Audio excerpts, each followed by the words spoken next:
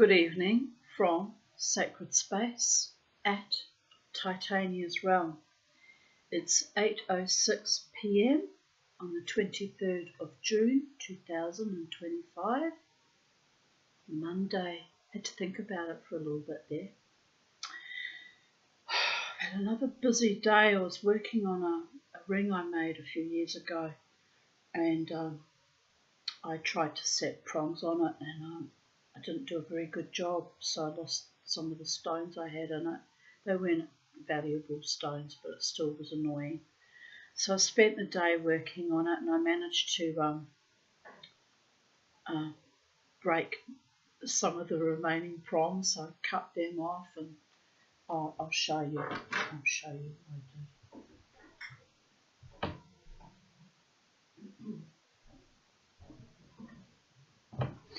So it's a ring I cast from a wax ring, and as you can see, it's a big, hefty, chunky piece, because I didn't know when I first worked with the wax that you're supposed to remove all the material and thin the band down, so I just left it as is. But I really like it, even though it's not quite right, I seem to like not quite right things and people and weird situations, but anyway.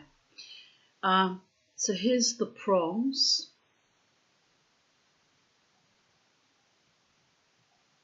Can't quite pick it up. Anyway, I removed the prongs that snapped off. There were 2 lots there. Filed it down. I spent hours filing it down and polishing it up. And I left one stone on there with those quirky prongs. But there wasn't a prong to hold on the opposite side, which I knew I should really do, but I was trying to get away with it. So I went and put some, this is a good test to know if your prongs are working or not on your jewellery, people of Earth. I went to put some things away, a tablecloth and a little, I don't know what you call it, little cloth that you put on your bedside table. It wasn't a doily, but that kind of thing. Away in my linen cupboard, and I went into the kitchen, discovered the stones being pulled off and is missing now. It's a raw ruby, like a very pale pink raw ruby, and it wasn't expensive, and it was a chunky little piece. So I just thought it would look quirky there, but now I've lost it. It'll be in the linen cupboard somewhere or fallen on the floor. It'll probably turn up. And I've got 2 more pieces, so if it doesn't turn up, I can just put another one in there. But now I'm depressed, because after hours and hours of polishing and bringing it back up, you can see where I removed the prong there. There's a bit of a hole left there, and so it's a schmozzle. But I'll have to discipline myself, won't I? I'm not very good at soldering prongs down, but I'll have to discipline myself to go back in and put more prongs in, so that the little stones hold properly and don't fall off the first time you knock them against something, or they get caught on something, or what have you. And or alternatively, if I get really, irritated by the whole thing, I could just melt it down, make another one. It won't be the same, but it's a hefty chunk of silver there. I don't have to keep persevering with something that keeps failing, do I? Exhibit A. Yes, I do need to persevere. I need to get this ring so that the little stones stay in place, and it's a fait accompli. And I need to pull apart the opal, the heart-shaped opal, on my bird beak, from literally a model made from Charlie's beak that the Fae presented to me in a rather unusual way. I have to put another prong on that one and fix that. So while I'm doing this job, I'll probably do that job, because things have to be, perfect and worth it. it's got to be perfect and worth it. There's a whole song about that. So enough to give you OCD. I don't suffer from or with OCD, but it's starting to feel like that, people of Earth. But anyway, wearing this with great joy and delight because 2 months worth of persevering and hard work went into that. By the gods, it does look lovely, doesn't it? You know, so even though it's got flaws and it's a bit quirky, I'm happy with it. Right, the other job I did was I hung up a bead curtain of all these beaded, strings that I made during the beginning of the COVID nightmare when they were draconian and denied me my basic human rights to dance in the music scene. Just being really fucking awful. So I just sat in my room and beaded up curtains, and then the plan was to sell them at the markets, but nothing sold at the market, so that was, distressing. So they've laid around on my spare bed now since the last time I went to them and attempted to sell at the markets, which was 2nd of December 2024, 23.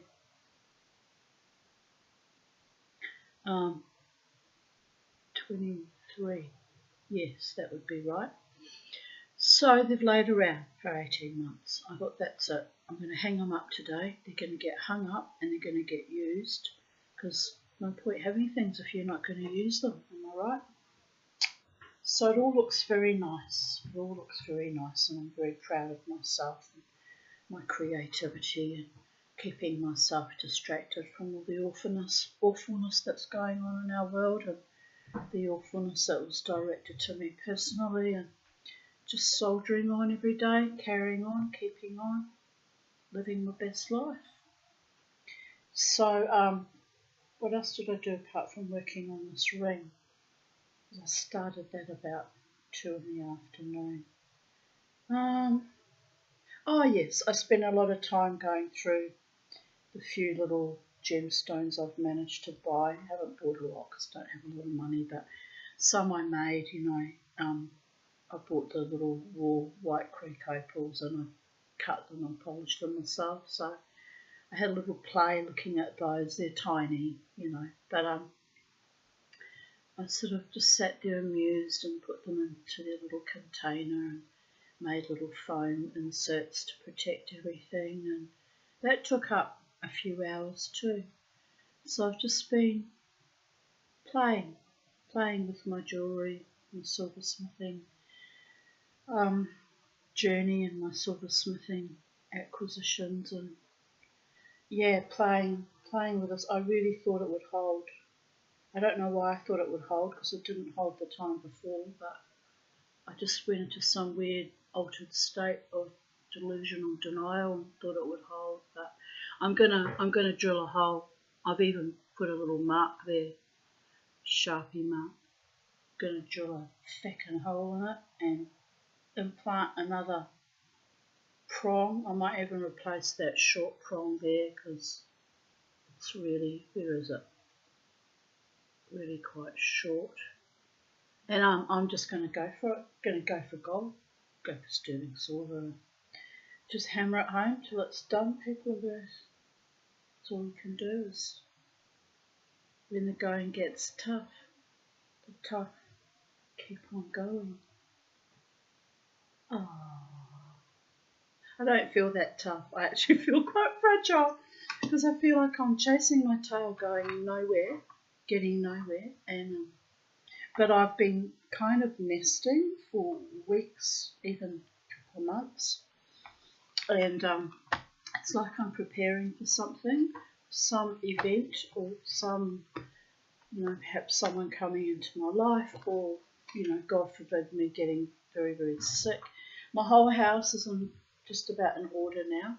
It's everything's labelled and sorted and coherent. So whatever's coming, I don't know what it is, but I think I'm ready for it. I mean, can you be ready for any unexpected cataclysm or UFO invasion or The other landslides that happen in my life is when I start new romances and they invariably go bad. Can you ever be really prepared for that? Nah. So anyway, we won't think about that. We will just choose to be happy and soldier on and live our best lives. And, my psychiatrist used to refer to it in the early 2020s as my classic manic denial. Not so manic and not so in denial because I happen to be feckin' right. But anyway, doesn't help you to be right, doesn't make friends and influence people, especially the cowardly types that turn on you like rabid dogs because they can't face their own reality. And it is what it is, people of Earth. Mama T has spoken. So today we're going to read Honolulu, continuing on with 30 great short stories from W. Somerset Maugham. For some reason I thought it was an N on the end. It's not, it's an M. Maugham. Well, let's keep warm, Mr. Maugham. And carry on. Honolulu. The wise traveller travels only in an imagination. An old Frenchman, he was really a Savoyard, once wrote a book called Voyage autour de ma chambre. I have not read it and do not even know what it is about, but the title stimulates my fancy. In English that translates as voyage around my bedroom. So if he's on a voyage in his bedroom, maybe he should be stimulated, just saying. Oh, but we don't know if this is a man speaking or a woman yet, but I'm assuming it's a man. Anyway, in such a journey I could circumnavigate the globe. An icon by the chimney piece can take me to Russia with its great forests of birch and its white domed churches.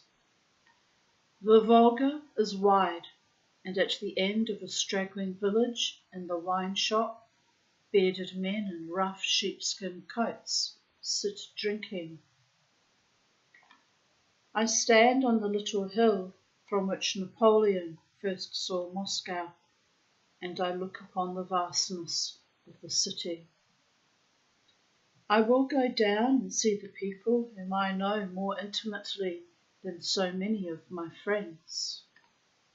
Alyosha and Vronsky and a dozen more.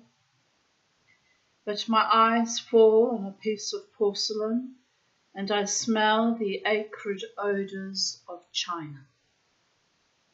I am borne in a chair along a narrow causeway between the paddy fields, or else I skirt a tree-clad mountain. My bearers chat gaily as they trudge along in the bright morning, and every now and then, distant and mysterious, I hear the deep sound of a monastery bell. In the streets of Peking there is a motley crowd, and it scatters to allow passage to a string of camels, stepping delicately, that bring skins and strange drugs from the stony deserts of Mongolia. In England and London there are certain afternoons in winter when the clouds hang heavy and low, and the light is so bleak that your heart sinks. But then you can look out of your window, and you see the coconut trees crowded upon the beach of a coral island. The strand is silvery, and when you walk along in the sunshine, It is so dazzling that you can hardly bear to look at it. Overhead, the myna birds are making a great to-do, and the surf beats ceaselessly against the reef. Those are the best journeys, the journeys that you take at your own fireside, for then you lose none of your illusions. But there are people who take salt in their coffee. My father did. He used to put a knob of butter in his coffee as well. They say it gives it a tang, a savour which is peculiar and fascinating. In the same way, there are certain places surrounded by a halo of romance to which the inevitable disillusionment which you must experience on seeing them gives a singular spice. You had expected something wholly beautiful, and you get an impression which is infinitely more complicated than any that beauty can give you. It is like the weakness in the character of a great man, which may make him less admirable, but certainly makes him more interesting. Nothing had prepared me for Honolulu. It is so far away from Europe. It is reached after so long a journey from San Francisco. So strange and so charming associations are attached to the name that at first I could hardly believe my eyes. I do not know that I had formed in my mind any very exact picture of what I expected, but what I found caused me a great surprise. It is a typical Western city. Shacks are cheek by jowl with stone mansions. Dilapidated frame houses stand next door to smart stores with plate glass windows. Electric cars rumble noisily along the streets, and motors, Fords, Buicks, Packards line the pavement. The shops are filled with all the necessities of American civilization. Every third house is a bank, and every fifth the agency of a steamship company. Along the streets crowd an unimaginable assortment of people. The Americans, ignoring the climate, wear black coats and high starched collars, straw hats, soft hats, and bowlers. The Kanakas, pale brown with crisp hair, have nothing on but a shirt and a pair of trousers. But the half-breeds are very smart with flaring ties and patent leather boots. The Japanese, with their obsequious smile, are neat and trim in white duck, while their women walk a step or two behind them in native dress, with a baby on their backs. The Japanese children in bright coloured frocks, their little heads shaven, look like quaint dolls. Then there are the Chinese.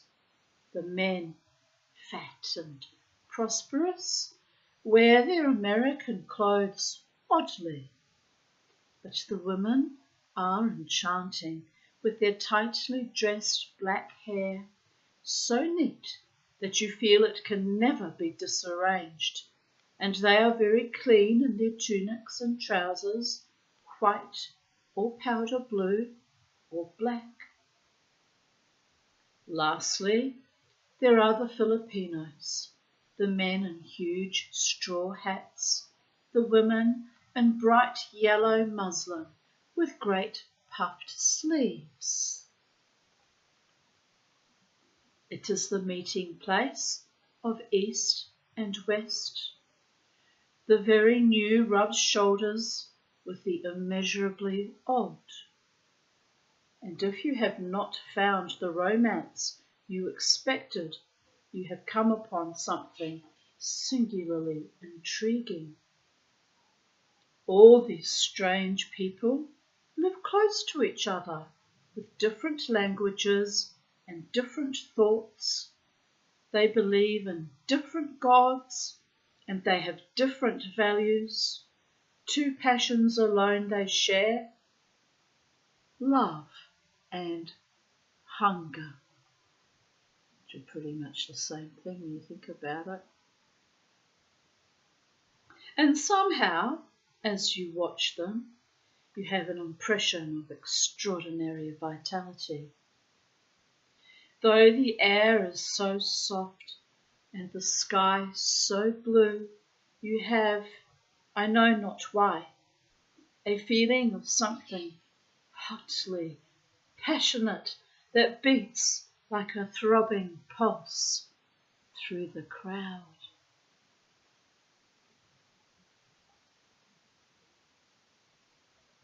Though the native policeman at the corner, standing on a platform with a white club to direct the traffic, gives the scene an air of respectability, you cannot but feel that it is a respectability only on the surface of the surface.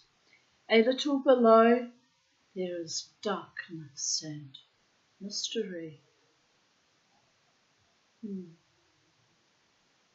It gives you just that thrill with a little catch at the heart that you have when at night in the forest the silence trembles on a sudden with the low, insistent beating of a drum. You are all expectant of I know not what. If I have dwelt on the incongruity of Honolulu, it is because just this, to my mind, gives its point to the story I want to tell.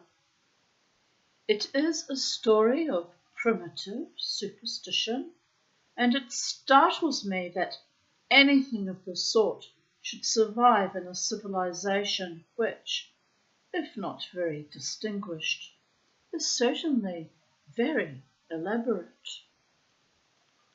I cannot get over the fact that such incredible things should happen, or at least be thought to happen, right in the middle, so to speak, of telephones, tramcars, and the daily papers. And the friend who showed me Honolulu had the same incongruity which I felt from the beginning was its most striking characteristic.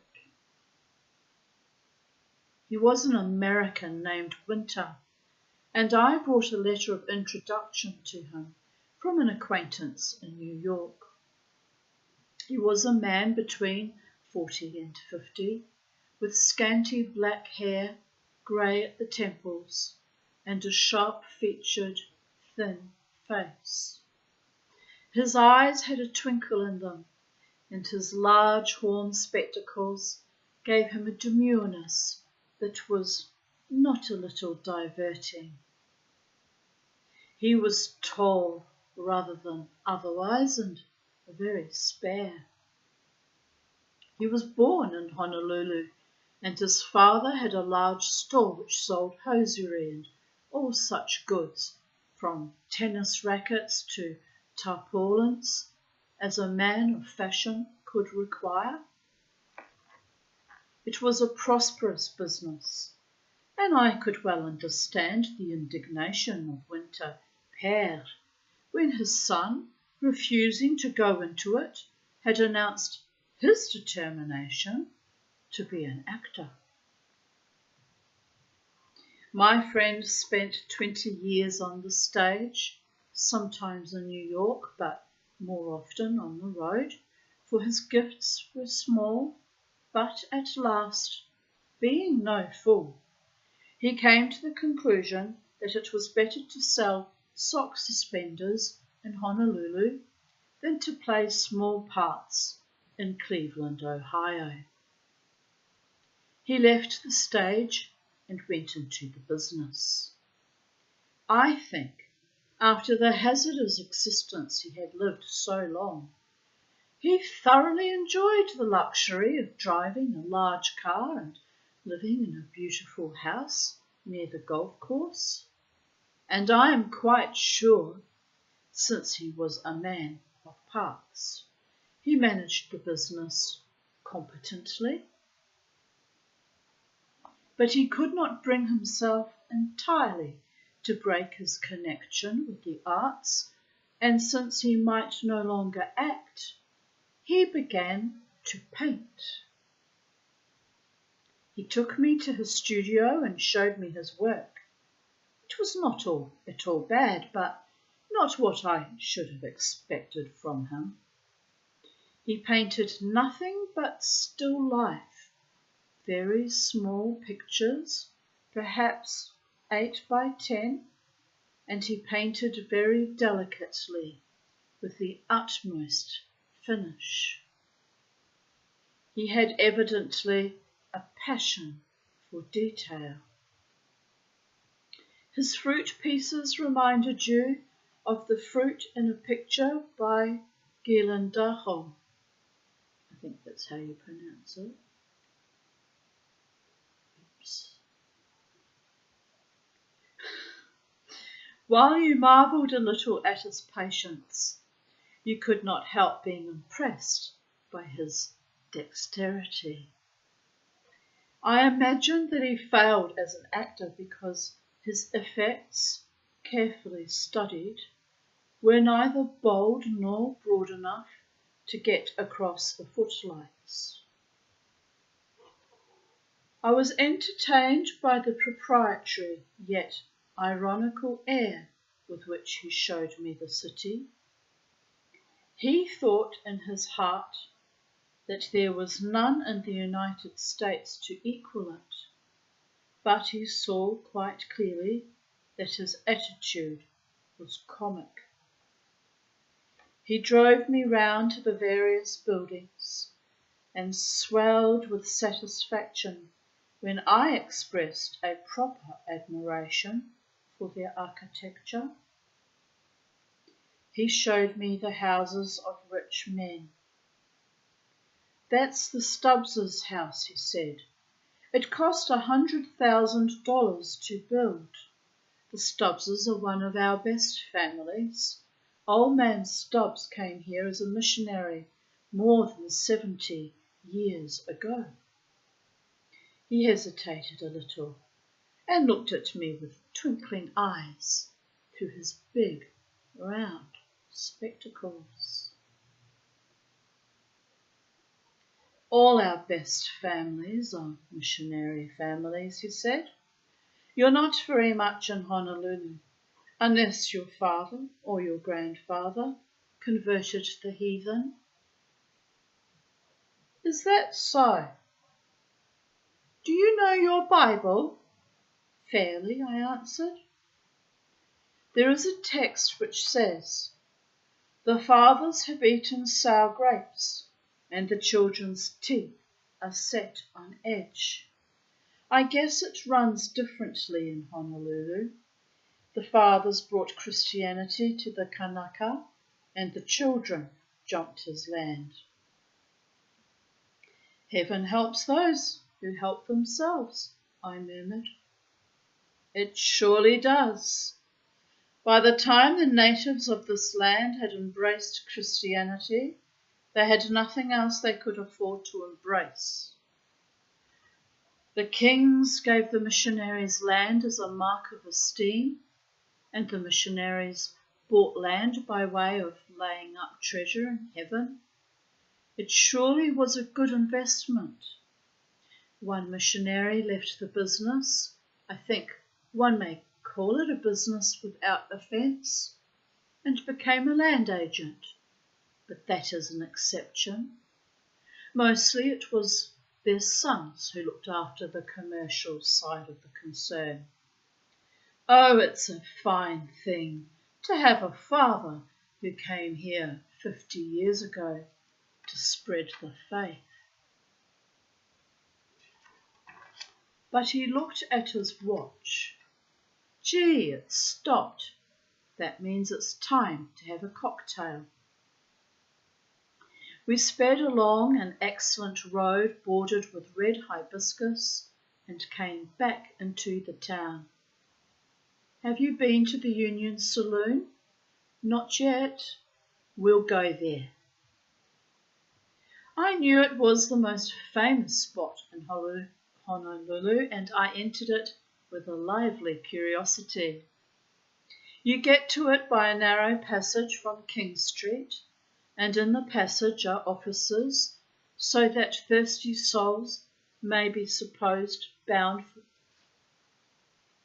for one of these just as well as for the saloon. It is a large square room with 3 entrances, and opposite the bar, which runs the length of it, 2 corners have been partitioned off into little cubicles.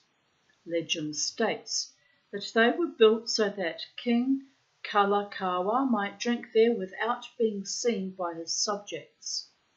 And it is pleasant to think that in one or other of these he may have sat over his bottle, a coal-black potentate, with Robert Louis Stevenson.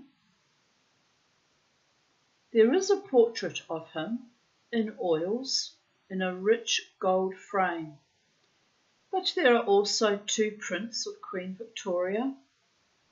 On the walls, besides, are old line engravings of the 18th century, one of which, and heaven knows how it got there, is after a theatrical picture by De Wilde, and there are oleographs from the Christmas supplements of the Graphic and the Illustrated London News of 20 years ago.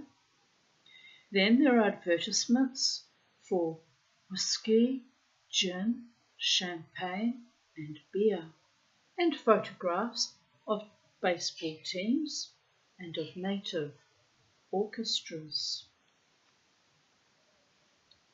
The place seemed to belong not to the modern hustling world.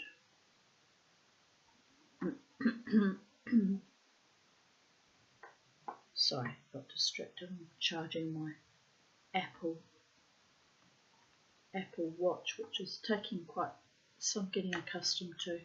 So I haven't worn a watch for about 30 years. I thought it was 25, but then I realised it's more like 30. After I left my husband, I promised that I wouldn't be confined by time ever again.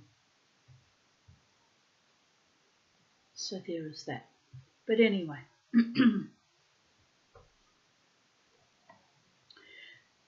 let me just repeat that sentence.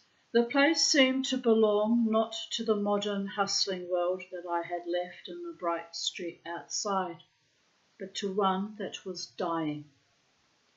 It had the savour of the day before yesterday. Dingy and dimly lit, it had a vaguely mysterious air, and you could imagine that it would be a fit scene for shady transactions.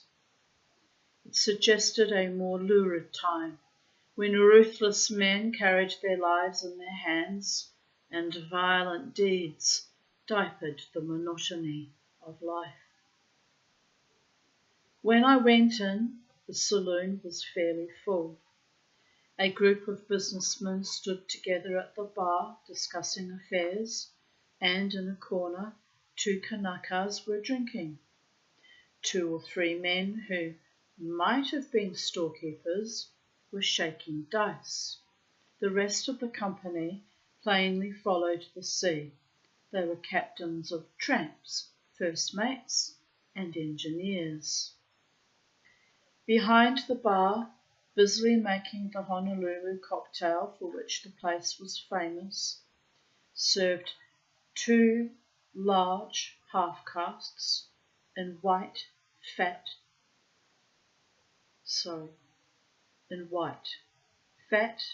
clean-shaven and dark-skinned, with thick curly hair and large bright eyes.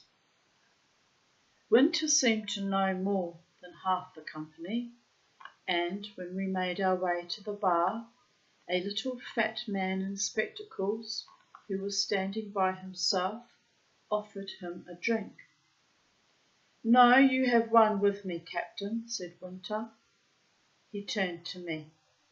"I want you to know Captain Butler." The little man shook hands with me. We began to talk, but my attention, distracted by my surroundings, took small notice of him, and after we had each ordered a cocktail, we separated. When we had got into the motor again and were driving away, Winter said to me, "I'm glad we ran up against Butler. I wanted you to meet him. What did you think of him?" "I don't know that I thought very much of him at all," I answered. "Do you believe in the supernatural?" "I don't exactly know that I do," I smiled. "A very queer thing happened to him a year or 2 ago. You ought to have him tell you about it." "What sort of thing?" Winter did not answer my question. "I have no explanation of it myself," he said, "but there's no doubt about the facts." "Are you interested in things like that?" "Things like what? Spells and magic and all that?" "I've never met anyone who wasn't." Winter paused for a moment. "I guess I won't tell you myself. You ought to hear it from his own lips so that you can judge. How are you fixed up for tonight?" "I've got nothing on at all." "Well, I'll get hold of him between now and then and see if we can't go down to his ship." Winter told me something about him. Captain Butler had spent all his life on the Pacific. He had been in much better circumstances than he was now, for he had been first officer and then captain of a passenger boat plying along the coast of California, but he had lost his ship and a number of passengers had been drowned. "Drink, I guess," said Winter. Of course there had been an inquiry, which had cost him his certificate, and then he drifted further afield. For some years he had knocked about the South Seas, but he was now in command of a small schooner which sailed between Honolulu and the various islands of the group. It belonged to a Chinese, to whom the fact that a skipper had no certificate meant only that he could be had for lower wages, and to have a white man in charge was always an advantage. And now that I had heard this about him, I took the trouble to remember more exactly what he was like. I recalled his round spectacles and the round blue eyes behind them, and so gradually reconstructed him before my mind. He was a little man, without angles, plump, with a round face like the full moon, and a little fat, round nose. He had fair, short hair, and he was red-faced and clean-shaven. He had plump hands, dimpled on the knuckles, and short, fat legs. He was a jolly soul, and the tragic experience he had gone through seemed to have left him unscarred.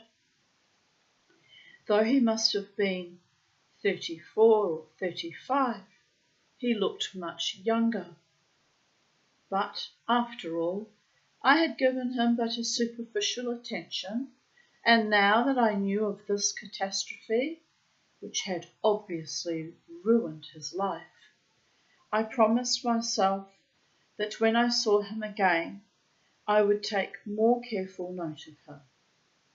It is very curious to observe the differences of emotional response that you find in different people.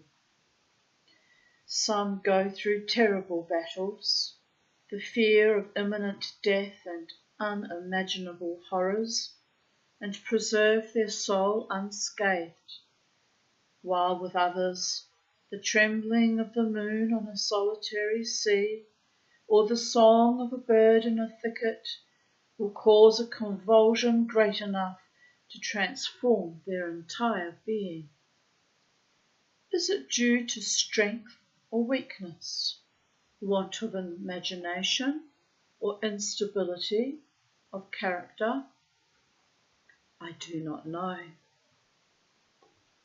When I called up in my fancy that scene of shipwreck, with the shrieks of the drowning and the terror, and then later the ordeal of the inquiry, the bitter grief of those who sorrowed for the lost, and the harsh things he must have read of himself in the papers, the shame and the disgrace, it came to me with a shock to remember that Captain Butler had talked with the frank obscenity of a schoolboy of the Hawaiian girls and of Iwelei, the red light district, and of his successful adventures.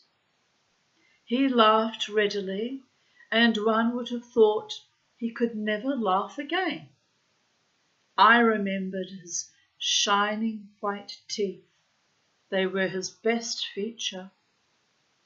He began to interest me, and thinking of him and of his gay insouciance, I forgot the particular story, to hear which I was to see him again. I wanted to see him rather to find out if I could a little more what sort of man he was. Winter made the necessary arrangements, and after dinner we went down to the waterfront. The ship's boat was waiting for us, and we rowed out. The schooner was anchored some way across the harbour, not far from the breakwater. We came alongside, and I heard the sound of a ukulele. We clambered up the ladder. "I guess he's in the cabin," said Winter, leading the way. It was a small cabin, bedraggled and dirty, with a table against one side, and a broad bench all round upon which slept, I suppose, such passengers as were ill-advised enough to travel in such a ship. A petroleum lamp gave a dim light. The ukulele was being played by a native girl, and Butler was lolling on the seat, half lying, with his head on her shoulder and an arm round her waist. "Don't let us disturb you, Captain," said Winter, facetiously. "Come right in," said Butler, getting up and shaking hands with us. "What'll you have?" It was a warm night, and through the open door you saw countless stars in a heaven that was still almost blue.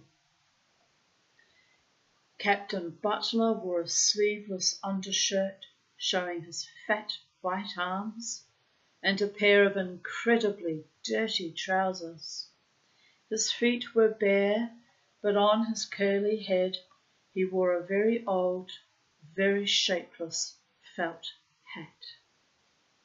"Let me introduce you to my girl. Ain't she a peach?" We shook hands with a very pretty person. She was a good deal taller than the captain, and even the Mother Hubbard, which the missionaries of a past generation had, in the interests of decency, forced on the unwilling natives, could not conceal the beauty of her form.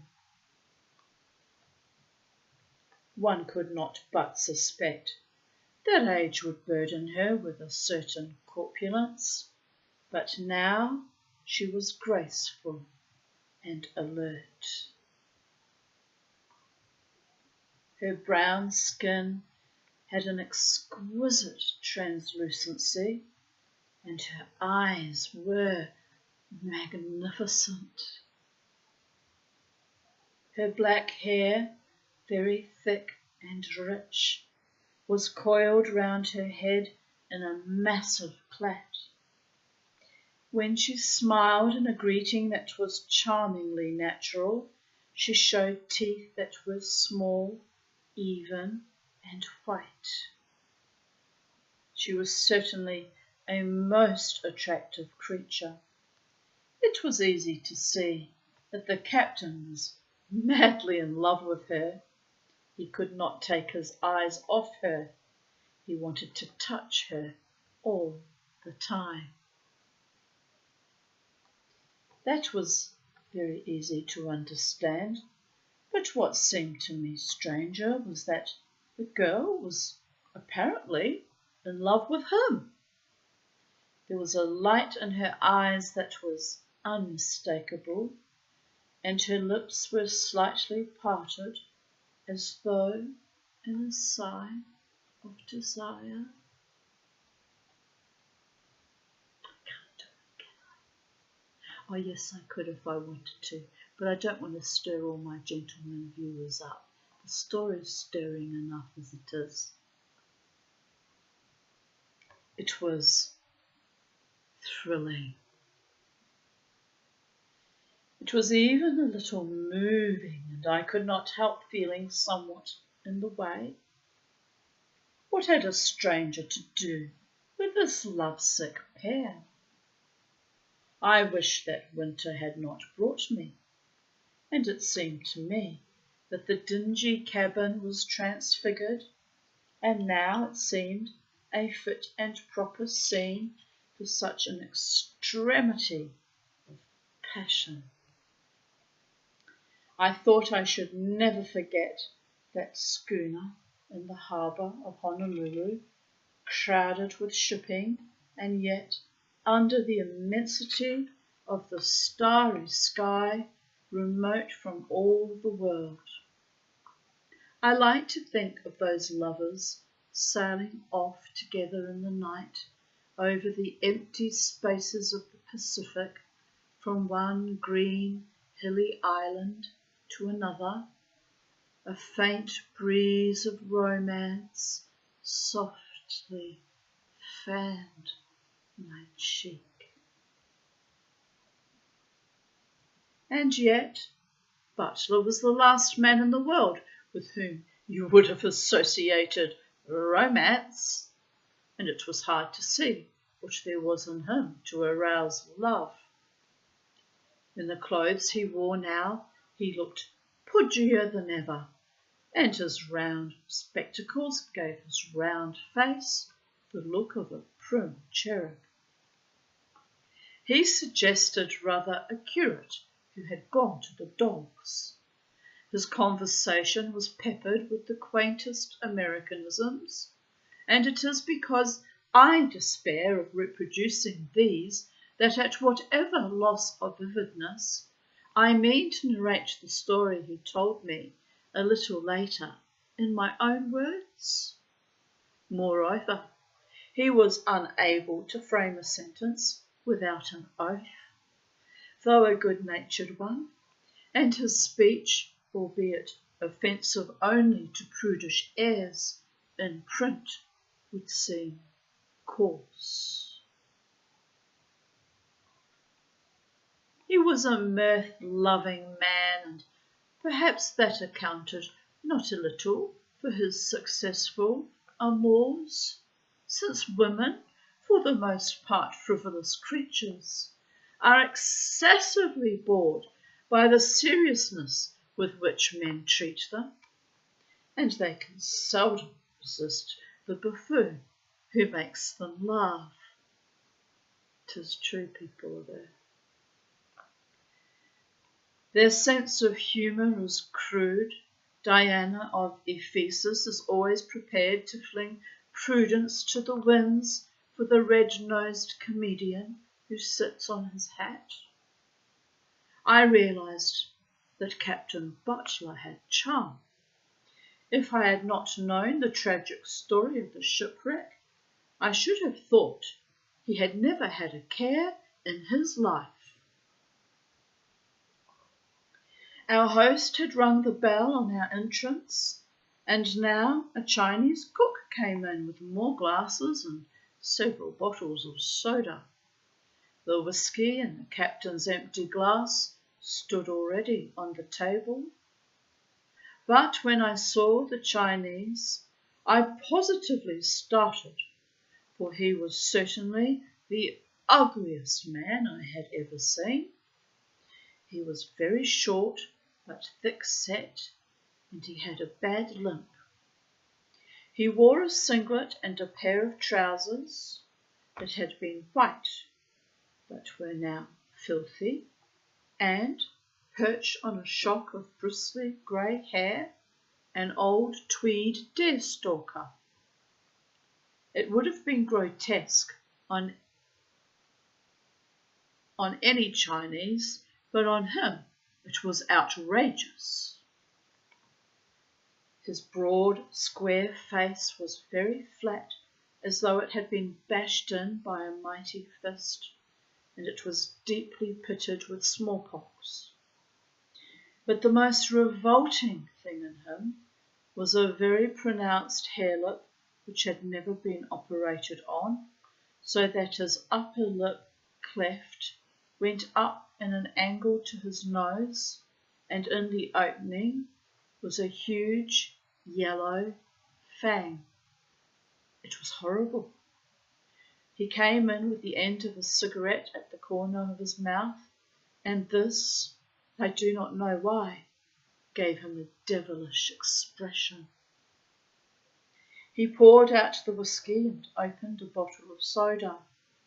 "Don't drown it, John," said the captain. He said nothing, but handed a glass to each of us. Then he went out. "I saw you looking at my chink," said Butler, with a grin on his fat, shining face. "I should hate to meet him on a dark night," I said. "He sure is homely," said the captain, and for some reason he seemed to say it with a peculiar satisfaction. "But he's fine for one thing, I'll tell you the world. You just have to have a drink every time you look at him." But my eyes fell on a calabash that hung against the wall over the table, and I got up to look at it. I had been hunting for an old one, and this was better than any I had seen outside the museum. "It was given me by a chief over on one of the islands," said the captain, watching me. "I done him a good turn, and he wanted to give me something good." "He certainly did," I answered. I was wondering whether I could discreetly make Captain Butler an offer for it. I could not imagine that he set any store on such an article, when, as though he read my thoughts, he said, "I wouldn't sell that for $10,000. "I guess not," said Winter. "It would be a crime to sell it." "Why?" I asked. "That comes into the story," returned Winter. "Doesn't it, Captain?" "It surely does." "Let's hear it then." "The night's young yet," he answered. The night distinctly lost its youth before he satisfied my curiosity, and meanwhile we drank a great deal too much whisky, while Captain Butler narrated his experiences of San Francisco in the old days and of the South Seas. At last the girl fell asleep. She lay curled up on the seat, with her face on her brown arm, and her bosom rose and fell gently with her breathing. In sleep she looked sullen, but darkly beautiful. He had found her on one of the islands in the group among which, whenever there was cargo to be got, he wandered with his crazy old schooner. The Kanakas have little love for work, and the laborious Chinese, the cunning Japs, have taken the trade out of their hands. Her father had a strip of land on which he grew taro and bananas, and he had a boat in which he went fishing. He was vaguely related to the mate of the schooner, and it was he who took Captain Butler up to the shabby little frame house to spend an idle evening. They took a bottle of whisky with them and a ukulele. The captain was not a shy man, and when he saw a pretty girl, he made love to her. He could speak the native language fluently, and it was not long before he had overcome the girl's timidity. They spent the evening singing and dancing, and by the end of it, she was sitting by his side and he had his arm round her waist. It happened that they were delayed on the island for several days, and the captain, at no time a man to hurry, made no effort to shorten his stay. He was very comfortable in the snug little harbour, and life was long. He had a swim round his ship in the morning and another in the evening. There was a chandler's shop on the waterfront where sailormen could get a drink of whisky, and he spent the best part of the day there playing cribbage with the half-caste who owned it. At night, the mate, I used to play that with my dad. That's a memory of my father, one of the few pleasant ones. There's always a few pleasant ones you can even allow any monster, but don't like to give him even the pleasant memories, so shh, we're not going there. He's yelling out, it's unfair that you think I'm a monster because the others were worse. Yes, but you were my father and it was your job to protect me, you worthless motherfucker. Mama T has spoken. Right, where were we? Not thinking about cribbage right now. At night, the mate and he went up to the house where the pretty girl lived, and they sang a song or two and told stories. It was the girl's father who suggested that he should take her away with him.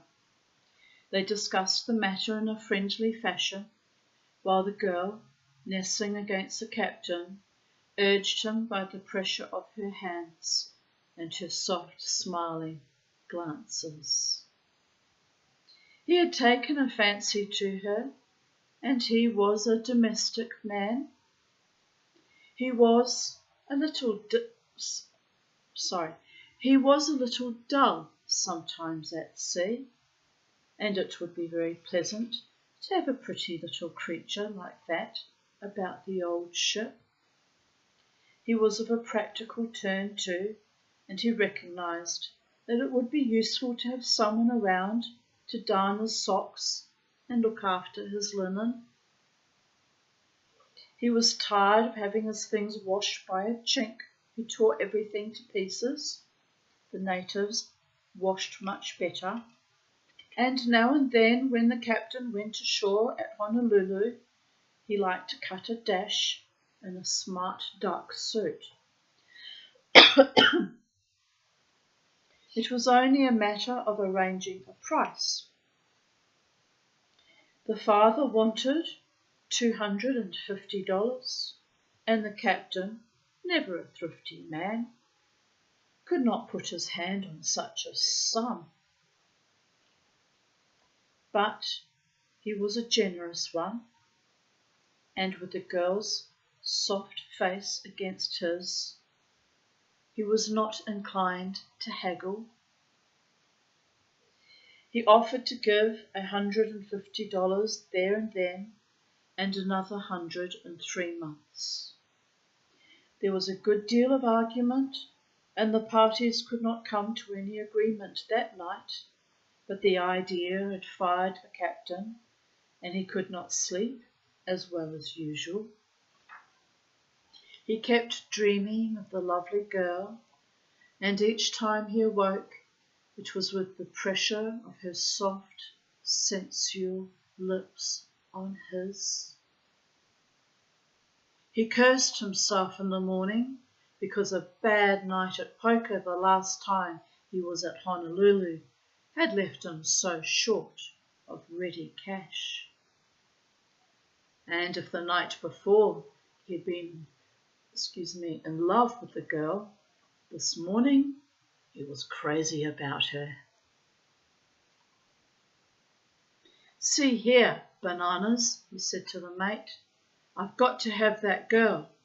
You go and tell the old man I'll bring the dough up tonight and she can get fixed up. I figure we'll be ready to sail at dawn." I have no idea why the mate was known by that eccentric name. He was called Wheeler, but though he had that English surname, there was not a drop of white blood in him. He was a tall man and well made, though inclined to stoutness, but much darker than is usual in Hawaii. He was no longer young, and his crisply curling thick hair was grey. His upper front teeth were cased in gold. He was very proud of them. He had a marked squint, and this gave him a saturnine expression. The captain, who was fond of a joke, found in it a constant source of humour, and hesitated the less to rally him on the defect because he realised that the mate was sensitive about it. Bananas, unlike most of the natives, was a taciturn fellow, and Captain Butler would have disliked him if it had been possible for a man of his good nature to dislike anyone. He liked to be at sea with someone he could talk to. He was a chatty, sociable creature, and it was enough to drive a missionary to drink to live there day after day with a man who never opened his mouth.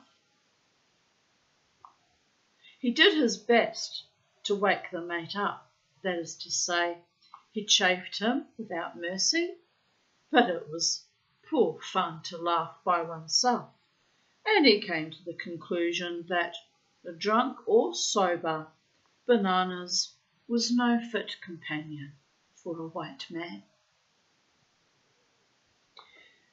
But he was a good seaman, and the captain was shrewd enough to know the value of a mate he could trust. It was not rare for him to come aboard when they were sailing, fit for nothing but to fall into his bunk, and it was worth something to know that he could stay there till he had slept his liquor off, since Bananas could be relied upon. But he was an unsociable devil, and it would be a treat to have someone he could talk to. That girl would be fine. Besides, he wouldn't be so likely to get drunk when he went ashore if he knew there was a little girl waiting for him when he came on board again.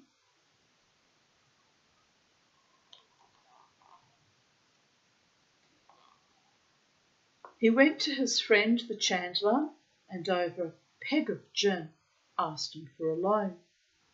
There were 1 or 2 useful things a ship's captain could do for a ship's chandler, and after a quarter of an hour's conversation in low tones, there is no object in letting all and sundry know your business, the captain crammed a wad of notes in his hip pocket, and that night, when he went back to his ship, the girl went with him. What Captain Butler, seeking for reasons to do what he had already made up his mind to, had anticipated, actually came to pass. He did not give up drinking, but he ceased to drink to excess. An evening with the boys, when he had been away from town 2 or 3 weeks, was pleasant enough, but it was pleasant, too, to get back to his little girl. He thought of her sleeping so softly, and how, when he got into his cabin and leaned over her, she would open her eyes lazily and stretch out her arms for him. It was as good as a full hand. He found he was saving money, and since he was a generous man, he did the right thing by the little girl. He gave her some silver-backed brushes for her long hair, and a gold chain, and a reconstructed ruby for her finger. Gee, but it was good to be alive. A year went by, a whole year, and he was not tired of her yet. He was not a man who analysed his feelings, but this was so surprising that it forced itself upon his attention. There must be something very wonderful about that girl. He couldn't help seeing that he was more wrapped up in her than ever, and sometimes the thought entered his mind that it might not be a bad thing if he married her. Then, one day, the mate did not come in to dinner or to tea. Butler did not bother himself about his absence at the first meal, but at the second he asked the Chinese cook, "Where's the mate? He no come tea?" "No wantchee," said the Chink. "He ain't sick?" "No savvy." Next day Bananas turned up again, but he was more sullen than ever, and after dinner the captain asked the girl what was the matter with him. She smiled and shrugged her pretty shoulders. She told the captain that Bananas had taken a fancy to her, and he was sore because she had told him off. The captain was a good-humoured man, and he was not of a jealous nature. It struck him as exceeding funny that Bananas should be in love. A man who had a squint like that had a precious poor chance. When tea came round, he chaffed him gaily. He pretended to speak in the air so that the mate should not be certain that he knew anything, but he dealt him some pretty shrewd blows. The girl did not think him as funny as he thought himself, and afterwards she begged him to say nothing more. He was surprised at her seriousness. She told him he did not know her people. When their passion was aroused, they were capable of anything. She was a little frightened. It was so absurd to him that he laughed heartily. "If he comes bothering round you, you just threaten to tell me. That'll fix him." "Better fire him, I think." "Not on your sweet life. I know a good sailor when I see one, but if he don't leave you alone, I'll give him the worst licking he's ever had." Perhaps the girl had a wisdom unusual in her sex. She knew that it was useless to argue with a man when his mind was made up, for it only increased his stubbornness, and she held her peace. And now in the shabby schooner, threading her way across the silent sea among those lovely islands, was enacted a dark, tense drama of which the fat little captain remained entirely ignorant. The girl's resistance fired Bananas so that he ceased to be a man, which was simply blind desire. He did not make love to her gently or gaily, but with a black and savage ferocity. Her contempt now was changed to hatred, and when he besought her, she answered him with bitter, angry taunts. But the struggle went on silently, and when the captain asked her after a little while whether Bananas was bothering her, she lied. But one night, when they were in Honolulu, he came on board only just in time. They were sailing at dawn. Bananas had been ashore drinking some native spirit, and he was drunk. The captain, rowing up, heard sounds that surprised him. He scrambled up the ladder. He saw Bananas, beside himself, trying to wrench open the cabin door. He was shouting at the girl. He swore he would kill her if she did not let him in. "What in hell are you up to?" cried Butler. The mate let go the handle, gave the captain a look of savage hate, and without a word turned away. "Stop here! What are you doing with that door?" The mate still did not answer. He looked at him with sullen, bootless rage. "I'll teach you not to pull any of your queer stuff with me, you dirty, cross-eyed nigger," said the captain. He was a good foot shorter than the mate and no match for him, but he was used to dealing with native crews, and he had his knuckle duster handy. Perhaps it was not an instrument that a gentleman would use, but then Captain Butler was not a gentleman. Nor was he in the habit of dealing with gentlemen. Before Bananas knew what the captain was at, his right arm had shot out and his fist with its ring of steel caught him fair and square on the jaw.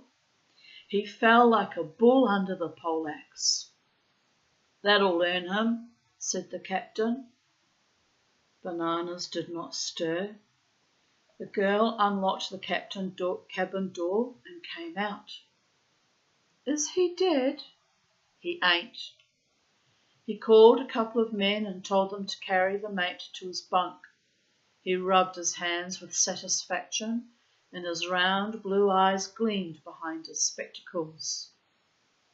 But the girl was strangely silent.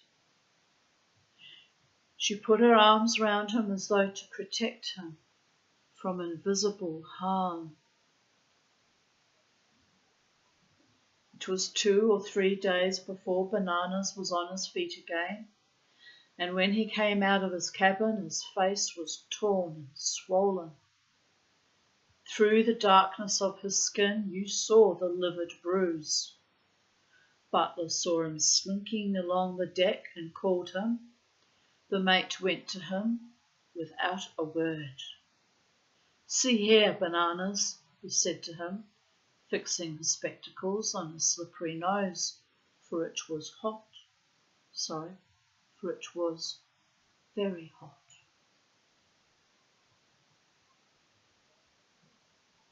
"I ain't going to fire you for this, but you know now that when I hit hard. Don't forget it, and don't let me have any more funny business." Then he held out his hand and gave the mate that good-humoured, flashing smile of his, which was his greatest charm. The mate took the outstretched hand and twitched his swollen lips into a devilish grin. The incident in the captain's mind was so completely finished that when the three of them sat at dinner, he chaffed Bananas on his appearance. He was eating with difficulty, and his swollen face still more distorted by pain.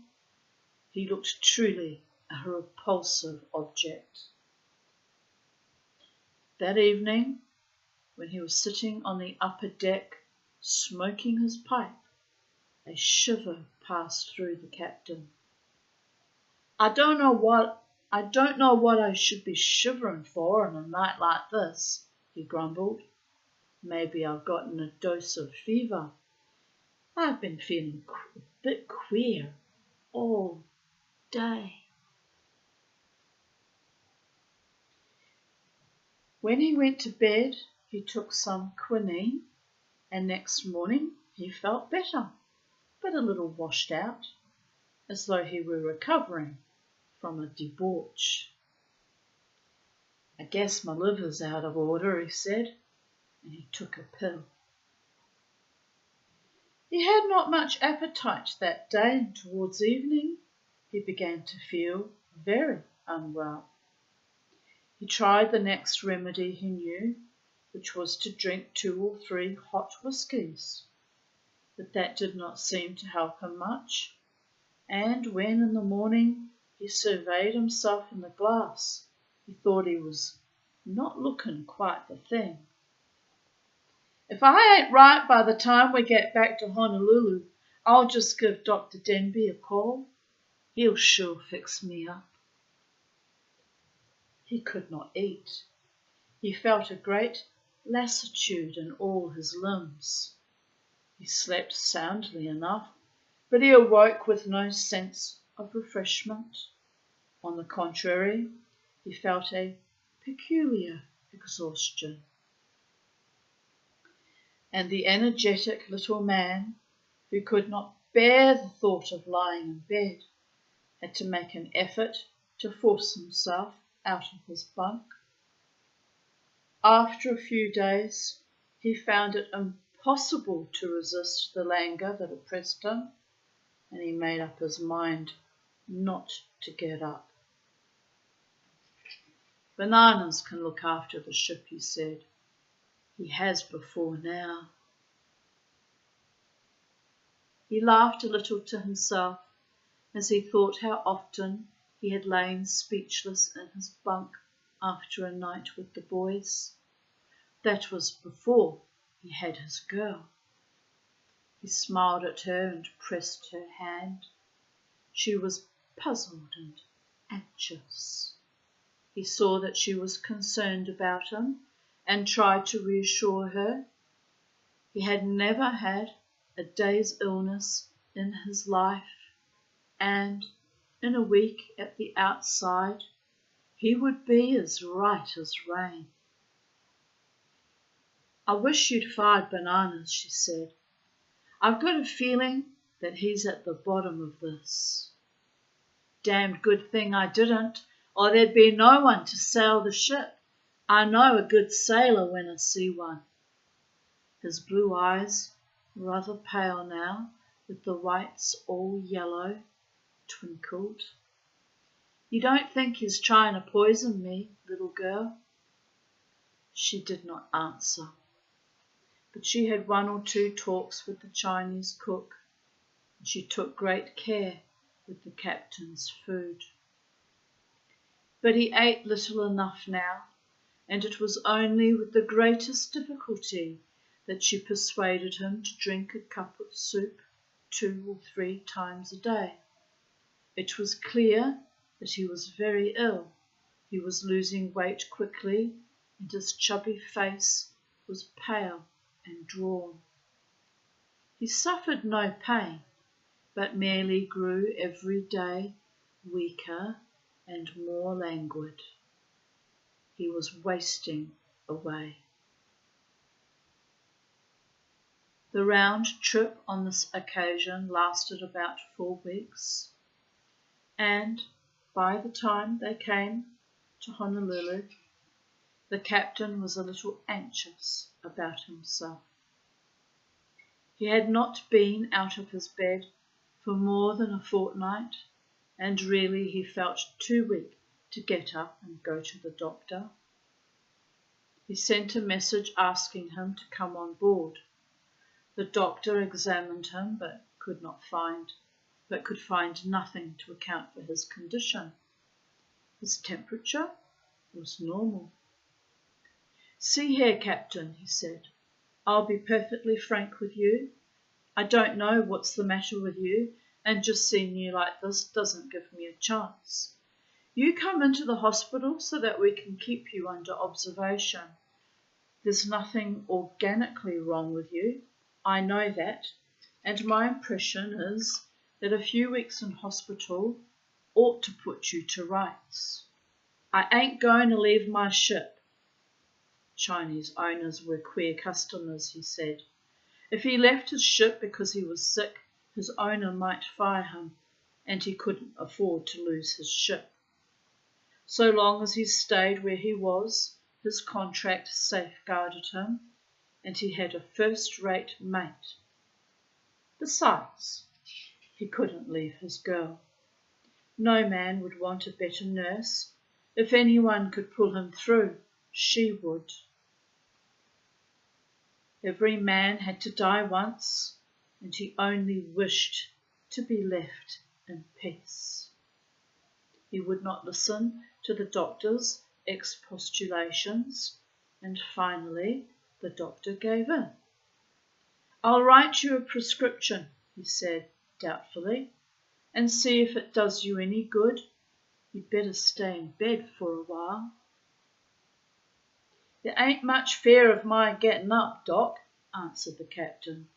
"I feel as weak as a cat."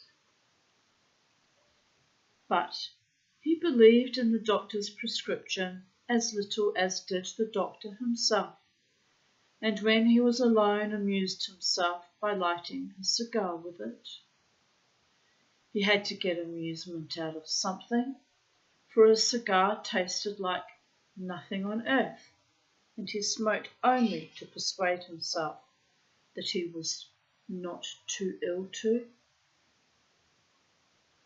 That evening, a couple of friends of his, masters of tramp steamers, hearing he was sick, came to see him. They discussed his case over a bottle of whiskey and a box of Philippine cigars. One of them remembered how a mate of his had been taken queer just like that, and not a doctor in the United States had been able to cure him. He had seen in the paper an advertisement of a patent medicine and thought there'd be no harm in trying it. That man was as strong as ever he'd been in his life after 2 bottles. But the illness had given Captain Butler a lucidity which was new and strange, and while they talked, he seemed to read their minds. They thought he was dying, and when they left him, he was afraid. The girl saw his weakness. This was her opportunity. She had been urging him to let a native doctor see him, and he had stoutly refused. But now, she entreated him. He listened with harassed eyes. He wavered. It was very funny that the American doctor could not tell what was the matter with him, but he did not want her to think that he was scared. If he let a damned nigger come along and look at him, it was to comfort her. He told her to do what she liked. The native doctor came the next night. The captain was lying alone, half awake, and the cabin was dimly lit by an oil lamp. The door was softly opened and the girl came in on tiptoe.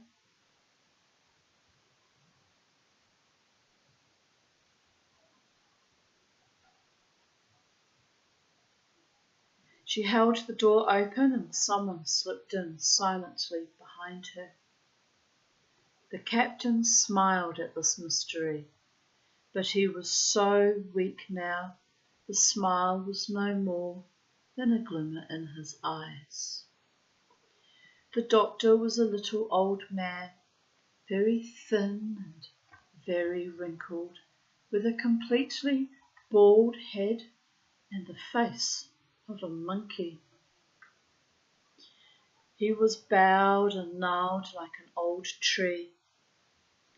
He looked hardly human, but his eyes were very bright, and in the half-darkness they seemed to glow with a reddish light. He was dressed filthily in a pair of ragged dungarees, and the upper part of his body was naked. He sat down on his haunches and for 10 minutes looked at the captain.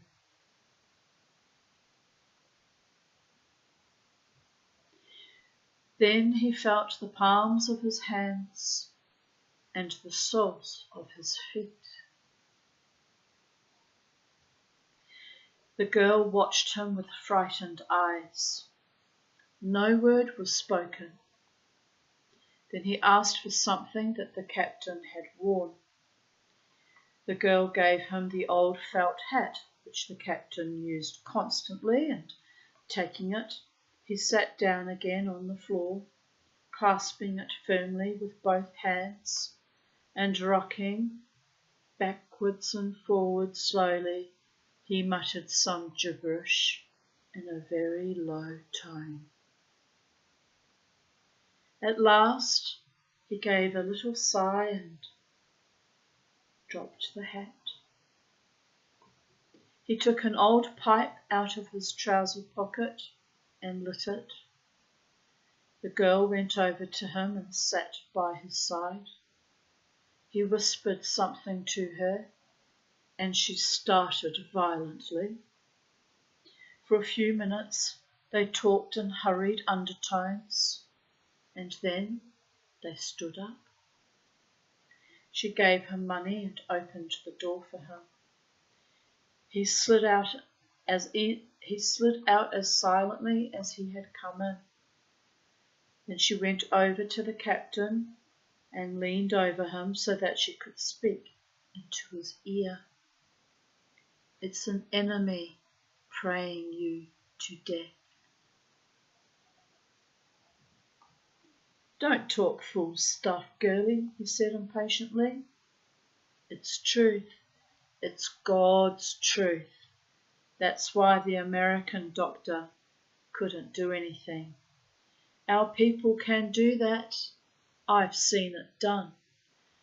I thought you were safe because you were a white man. I haven't an enemy. Bananas.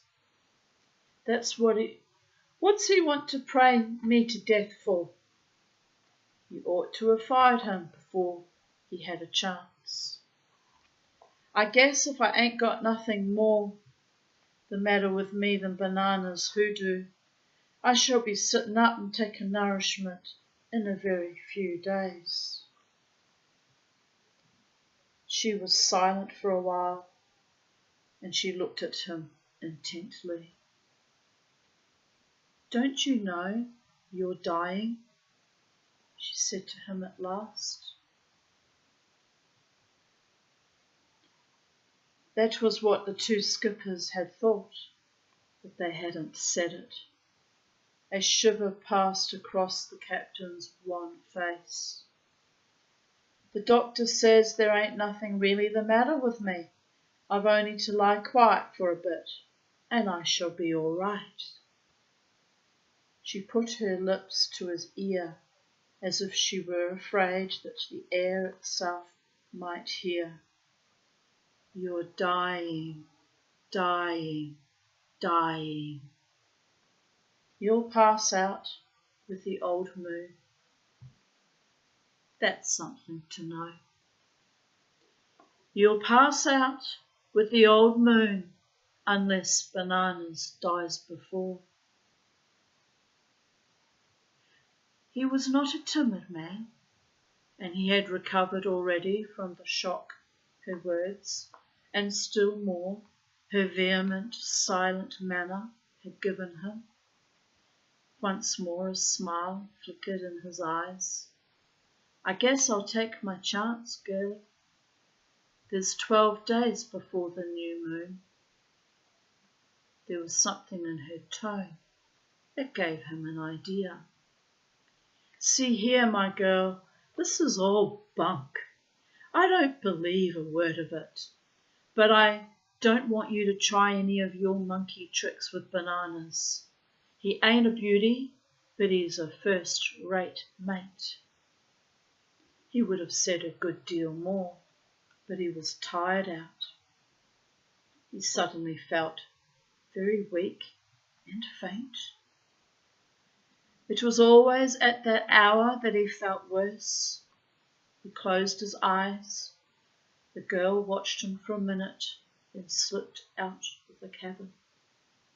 The moon, nearly full, made a silver pathway over the dark sea.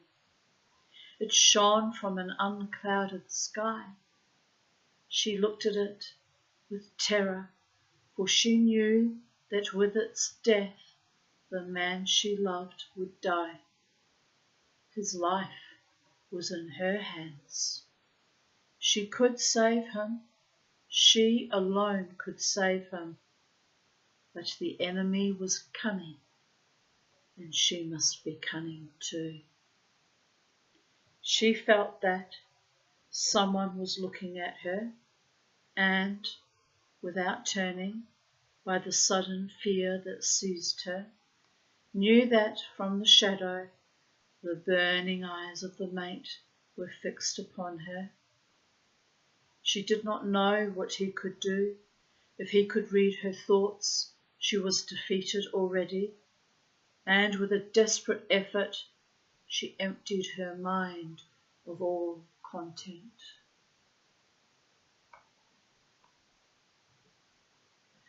His death alone could save her lover, and she could bring his death about. She knew that if he could be brought to look into a calabash in which was water, so that a reflection of him was made, and the reflection were broken by hurtling the water, he would die as though he had been struck by lightning, for the reflection was his soul.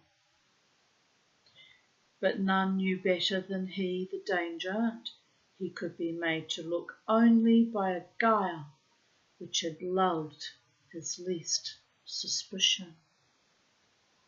He must never think that he had an enemy who was on the watch to cause his destruction.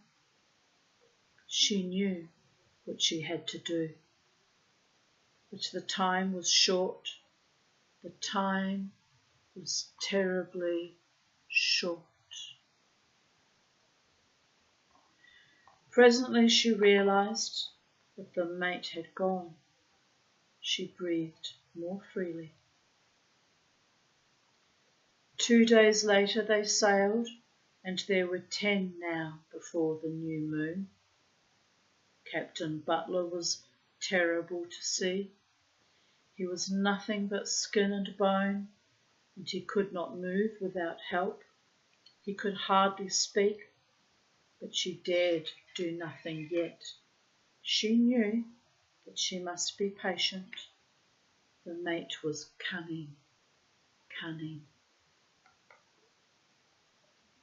They went to one of the smaller islands of the group and discharged cargo, and now there were only 7 days more. The moment had come to start. She brought some things out of the cabin she shared with the captain and made them into a bundle. She put the bundle in the deck cabin where she and Bananas ate their meals, and at dinner time, when she went in, he turned quickly and she saw that he had been looking at it. Neither of them spoke, but she knew what he suspected. She was making her preparations to leave the ship. He looked at her mockingly.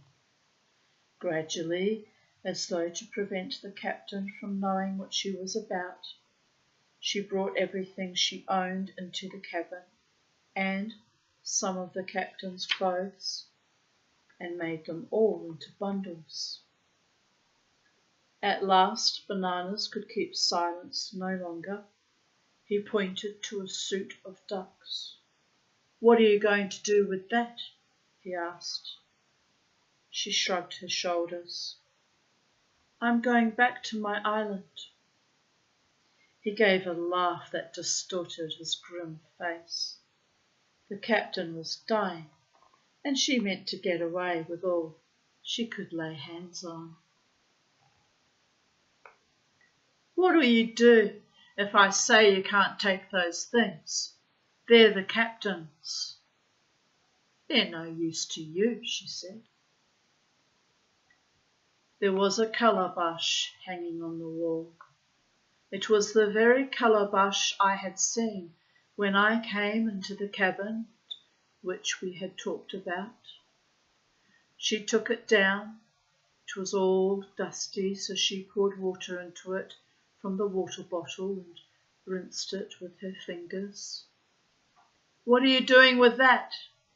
"I can sell it for $50, she said. "If you want to take it, you'll have to pay me." "What do you want?" "You know what I want." She allowed a fleeting smile to play on her lips. She flashed a quick look at him and quickly turned away. He gave a gasp of desire. She raised her shoulders in a little shrug. With a savage bound he sprang upon her and seized her in his arms. Then she laughed. She put her arms, her soft, round arms, around his neck and surrendered herself to him voluptuously. When the morning came, she roused him out of a deep sleep. The early rays of the sun slanted into the cabin. He pressed her to his heart. Then he told her that the captain could not last more than a day or two, and the owner wouldn't so easily find another white man to command the ship. If Bananas offered to take less money, he would get the job, and the girl could stay with her. He looked at her with lovesick eyes. She nestled up against him. She kissed his lips in the foreign way, in the way the captain had taught her to kiss. And she promised to stay. Bananas was drunk with happiness. It was now or never. She got up and went to the table to arrange her hair.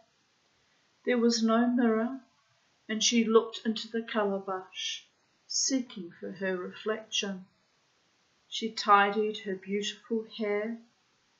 Then she beckoned to Bananas to come to her. She pointed to the calabash. "There's something in the bottom of it," she said. Instinctively, without suspecting anything, Bananas looked full into the water. His face was reflected in it. In a flash she beat upon it violently with both her hands so that they pounded on the bottom, and the water splashed up. The reflection was broken in pieces. Bananas started back with a sudden hoarse cry, and he looked at the girl. She was standing there with a look of triumphant hatred on her face. A horror came into his eyes. His heavy features were twisted in agony, and with a thud, as though he had taken a violent poison, he crumpled up on the ground. A great shudder passed through his body, and he was still. She leaned over him callously. She put her hand on his heart, and then she pulled down his lower eyelid.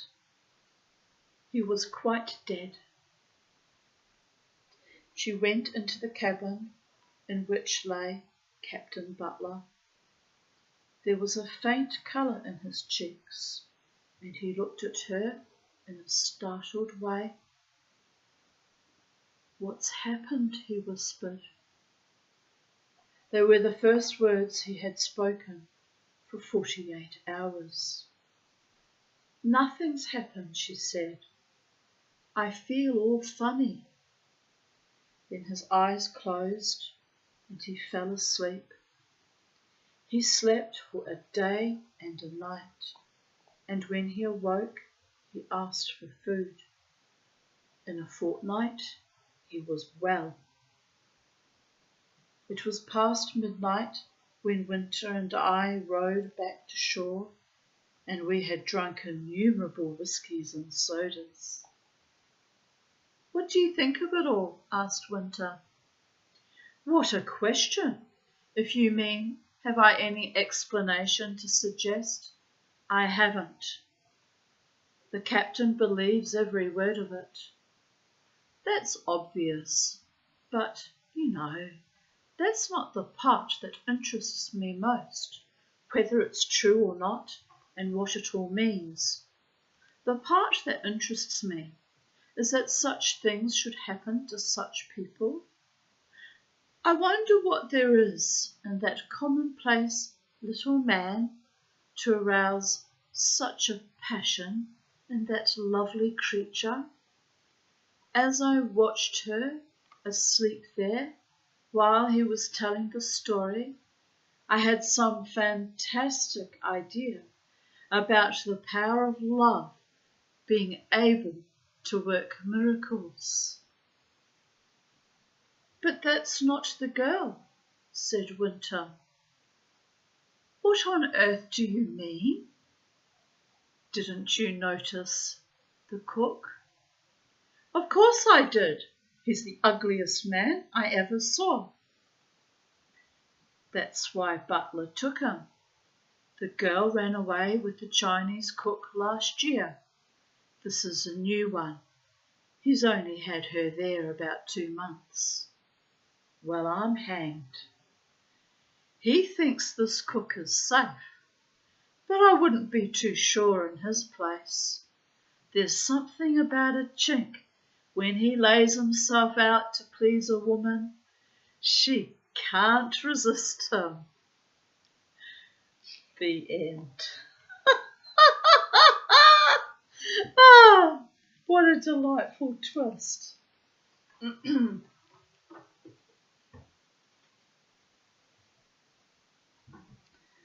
So on that note, it is now 9:49 p.m. Have a wonderful evening, morning, afternoon, wherever you are in the space-time continuum. And remember, as always, never ever to let the bastards grind you down. And be careful who you be careful who you piss off on your rise up the ladder, because you don't know who you'll be meeting on the way back down, baby boys and baby girls. The magic truly does happen. It has a way of finding its way to the right person, like a pinball in a machine, bouncing off from one to the other till it hits its target. Those of you who thought it was wise to send your darkness to me, yes, I haven't forgotten. and I'm well aware, and it's still returning to you, to the power of 10. The more you try to destroy me, the more it will blow back at you. See also bananas. Good evening. Have a beautiful day wherever you are in the space-time continuum, as I said. Every day is a gift, a miracle, and a magic yet to be unfurled, like 1,000-petaled lotus. And you know, the Mama T is happy and free in her new paradigm that one of my little bone pointers is directing me to. And it's all good. It's all good. Whatever is meant to be is meant to be, and the man who truly loves me would never have been controlling and sadistic and cruel. So I'm grateful that I know that now. But the worm tongue and the poisoned ones that interfered in that, you'll be meeting your karma one day, my darlings. One day. Sooner or later, it's destiny.